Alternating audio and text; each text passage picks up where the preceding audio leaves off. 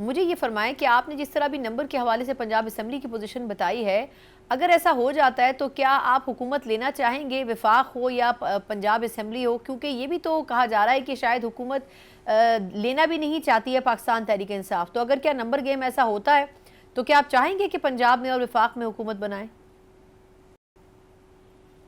دیکھیں جی، اصولی طور پہ تو یہ ہونا چاہیے کہ ہمیں پورا ہمارا اگر مینڈیٹ مرکز میں اور ملتا ہے صوبے میں واپس 100%، تو پھر تو پاکستان تحریک انصاف کے پاس فل فلیج گورنمنٹ ہوگی۔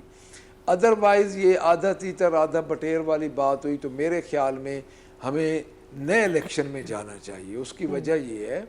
کہ ہمارے چیئرمین صاحب بھی یہ کہہ رہے ہیں کہ اگر ہمیں مینڈیٹ، یہ جو فوراً کہہ رہے ہیں نا کہ یو ٹرن، اور کوئی کہہ رہا ہے کہ یہ فوراً آپ نے نئے الیکشن کا مطالبہ کیوں کر دیا ہے، تو میں آپ کو اس کی لاجک بتاتا ہوں، کیونکہ میں اس میٹنگ میں موجود تھا جس میں اس میٹنگ پہ چیئرمین صاحب کے ساتھ ہماری ملاقات ہوئی، جناب عمران خان صاحب کے ساتھ، تو میں اس میٹنگ میں موجود تھا۔ دیکھیں ایک سیدھا سی بات ہے، سمپل سی، کہ ہمیں 8 فروری کو ووٹ ملے ہیں صرف اور صرف عمران خان کی رہائی کے لیے۔ دیکھیں ہم یہ چاہتے ہیں کہ اگر ہمارا مینڈیٹ ہمیں مل جائے، جو کہ کل کو سینٹ میں ملے گا، جو کل دیکھیں انہوں نے نامکمل ہاؤسز میں سینیٹر بنا دیے، نامکمل ہاؤسز میں انہوں نے پریزیڈنٹ آف پاکستان کا الیکشن کروا دیا۔ لیکن بچر صاحب سر یہ آپ تو ٹھیک کہہ رہے ہیں سر، لیکن یہ بتائیں کہ اب یہ قومی جو اسمبلی میں جو یہ بل لے کے آئے ہیں، اگر یہ اپلائی ہو جاتا ہے تو پھر یہ جو سپریم کورٹ میں درخواستیں لے کے گئے ہیں پھر اس کی کیا سٹینڈنگ رہ جائے گی؟ اور کیا پی ٹی آئی جائے گی اس فیصلے کے، اس بل کے خلاف ایک مرتبہ پھر عدالتوں میں؟ سر ڈیفینیٹلی ہم جائیں گے جی عدالتوں میں، اس میں تو کوئی دوسرا شک ہی نہیں ہے، ہم جائیں گے اور وہاں پہ، اور میں یہ سمجھتا ہوں کہ یہ کوئی پارلیمان کا اندرونی معاملہ نہیں ہے، یہ ایک پارلیمان کی سب سے بڑی جماعت کو روکنے کے لیے یہ کام کیا جا رہا ہے۔ جس جماعت کے پاس کہ اس کا اصل مینڈیٹ ہے وہ واپس جانا چاہیے، ادروائز ہمیں نئے الیکشن میں جانا چاہیے۔ اچھا آخری سوال بچر صاحب یہ بتائے گا کہ ایک طرف ہم بات کر رہے ہیں، چلیں آپ الیکشن کی بات کر رہے ہیں، دوسری طرف حکومت یہ کہہ رہی ہے کہ ہمارے پاس پیسے نہیں ہیں ملک چلانے کے لیے، اور اگلے الیکشن کی پی ٹی آئی ڈیمانڈ کر رہی ہے۔ سر ہم دوسری صورت یہ دیکھ رہے ہیں کہ پنجاب میں وزیر اعلیٰ جو پنجاب ہیں مریم نواز صاحبہ، ان کی کیبنٹ نے تقریباً کوئی 3000 کے قریب منصوبے اپروو کیے ہیں، جو کہ تقریباً 80 ارب روپے سے زائد کے بنتے ہیں، اور یہ ان کے لاسٹ جو میٹنگ ہوئی ہے اس میں اپروو کیے گئے ہیں۔ تو آپ کے خیال میں اگر وہ اتنا ترقی کے حوالے سے سوچ رہی ہیں صوبے کے لیے، تو پھر پی ٹی آئی کو یقیناً ایک مضبوط اپوزیشن کے طور پر تو رول پلے کرنا پڑے گا پنجاب میں بھی۔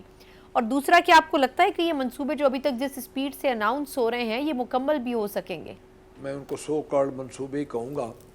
کہ ان منصوبوں میں نہ کوئی جان ہے اور نہ ہی ان کی کوئی فیزیبلٹی ہے۔ دیکھیں ہوتا ہمیشہ یہ ہے کہ آپ ایک منصوبہ شروع کرتے ہیں، اس منصوبے کو آپ رکھتے ہیں، پیسے اس کے لیے رکھتے ہیں، آپ 5 کروڑ کا منصوبہ ہے تو آپ کم از کم 3 کروڑ روپے رکھ لیں۔ اب 80 ارب روپے کو آپ 3000 منصوبے پہ تقسیم کریں تو میرے خیال میں ان کا 10% بنتا ہے، اور جو 10% اٹس مین کہ یہ منصوبے اگلے 10 سال تک مکمل نہیں ہوں گے، اور جب ہر سال ایک منصوبہ، جس طرح مہنگائی بڑھ رہی ہے تو 10 کروڑ کا منصوبہ تو 20 کروڑ پہ پہنچ جائے گا۔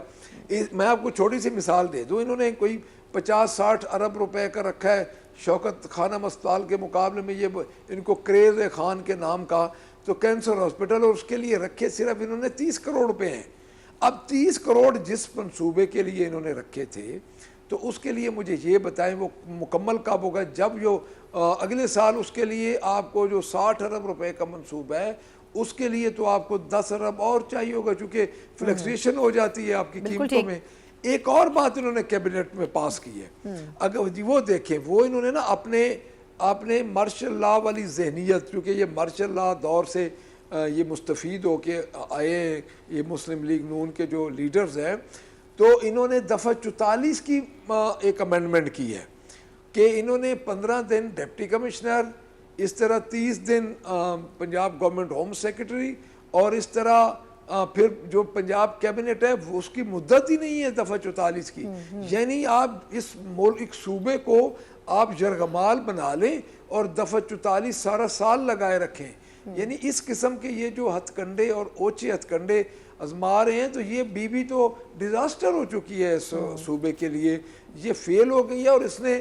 اتنی اجلت میں اور اب اتنی ناتجربکاری میں اپنے یہ چلا رہی ہے اس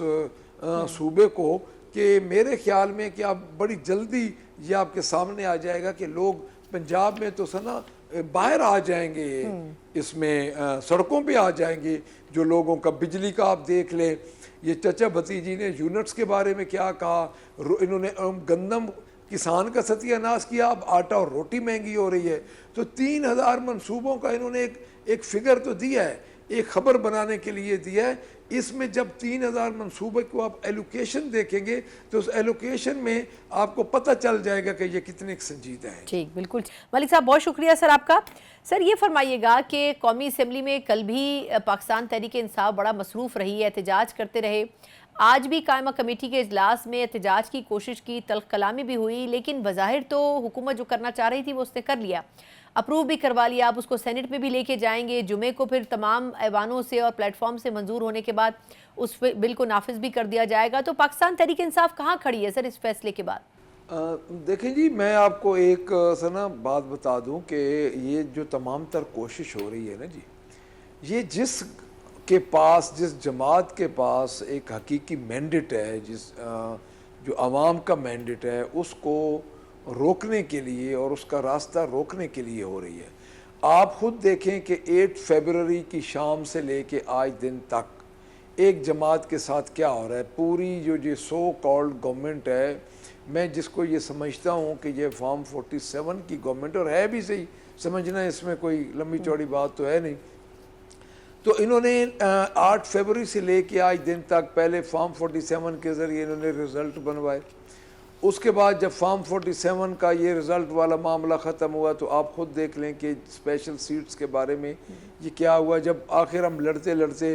ہمیں انصاف مل ہی گیا، حالانکہ میں یہ سمجھتا ہوں کہ یہ انصاف ہمیں لیٹ ملا ہے. جس طرح آپ کہہ لیں نا کہ اس کا dealing justice is denying justice ہوتا ہے، تو یہ وہی ہمارے اوپر فارمولہ اپلائی ہوا ہے. تو اب انہوں نے کیا یہ ہے کہ ہمیں سیٹس نہ ملیں. کیوں سیٹس نہ ملیں؟ اب پنجاب کو میں تھوڑا سا بتا دیتا ہوں کہ پنجاب میں جو ہوا ہے، پنجاب میں یہ ہوا ہے کہ اگر ہمیں یہ سیٹ مل جائیں اور ہماری جو فارم 47 جو ہماری کلیئر سیٹس ہیں، یعنی وہ پتن والی بھی آپ کے پاس آ گئی ہوگی رپورٹس، تو کلیئر سیٹس ہماری بنتی ہیں 60. اگر یہ ہمیں مل جائیں تو ہماری بنتی ہیں 137 راؤنڈ اباؤٹ سیٹس. 137 اور 60 آلموسٹ 200. تو پنجاب میں تو ہماری اکثریت بنتی ہے، اور وہ فیصلے بھی 2 مہینے تک ہونے والے ہیں. تو یہ اسی طرح کر رہے ہیں جس طرح انہوں نے پہلے پاکستان تحریک کے انصاف پہ پابندی لگانے کے لیے کیبنٹ میں کیس لے کے گئے، اور ڈیلی یہ کہہ رہے ہیں کہ ہم کیبنٹ سے پاس کروا رہے ہیں، آرٹیکل 6 فلاں فلاں پہ لگ رہا ہے. تو یہ اسی طرح ایک بھونڈی کوشش کر رہے ہیں. اس میں ٹیکنیکل پوائنٹ جو میں سمجھتا ہوں، بہتر تو لا نوئنگی بتا سکتے ہیں، ٹیکنیکل پوائنٹ یہ ہے کہ ہم کھڑے ہو گئے ہیں سپریم کورٹ نے ہمیں 8 فیبروری کی شام کو جب ہم نے انڈیپینڈنٹ الیکشن لڑے وہاں پہ جا کے کھڑا کر دیا، اور دوبارہ ہمیں ٹائم دیا گیا کہ آپ لوگ اپنے فارم جمع کروائیں، اپنے ایفیڈیوٹ جمع کروائیں جس پارٹی میں آپ جانا چاہتے ہیں. تو اس کے بعد جو سیٹس ان کی ریزرو سیٹ جو سپریم کورٹ نے واپس کی، تو وہ ہماری سٹرینتھ کے مطابق ہمیں ملنی ہے. آپ کا پوائنٹ آ گیا سر.